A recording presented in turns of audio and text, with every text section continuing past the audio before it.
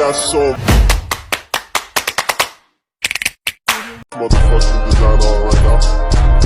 Bring it down, bring it down, bring it down. I got 3 old guys on the block.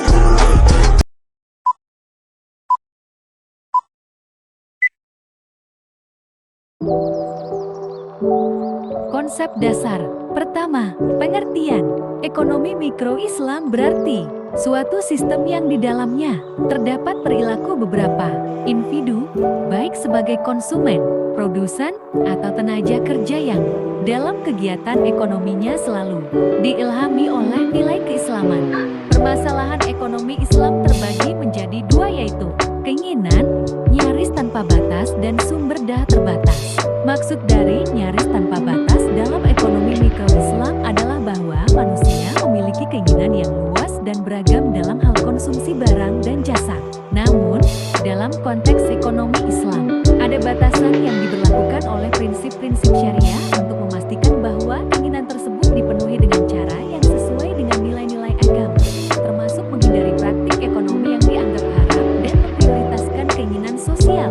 Sedangkan maksud dari sumber daya terbatas adalah bahwa terdapat keterbatasan dalam jumlah dan jenis sumber daya yang tersedia untuk individu atau bisnis dalam lingkup ekonomi mikro.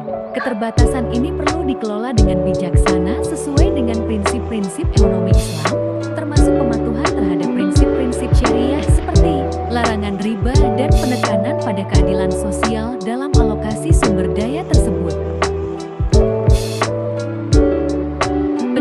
Belajar ekonomi mikro syariah untuk mendapatkan keyakinan yang kuat tentang teori ekonomi mikro Islam, relevan dan dapat diterapkan dalam dunia nyata, menerapkan prinsip-prinsip ekonomi mikro Islam dalam pengambilan keputusan.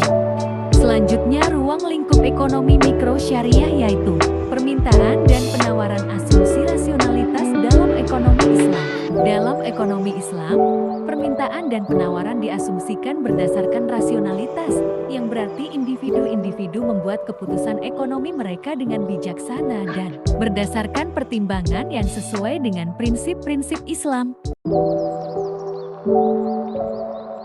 Rancang bangun ekonomi mikro Islam terdiri atas 4 bagian, yaitu landasan dasar, sistem, karakteristik, dan prinsip.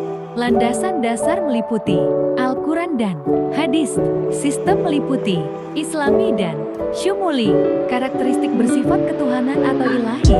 Ekonomi bagian kecil dari Islam, berdimensi akidah, terkait erat dengan akhlak, elastis, objektif, memiliki target sasaran tinggi, realistis, hakikat kekayaan milik Allah, dan memiliki kecakapan mengelola harta.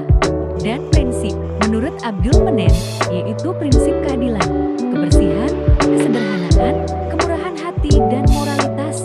Menurut Yusuf Kordahawi, norma-norma menurutnya adalah membelanjakan harta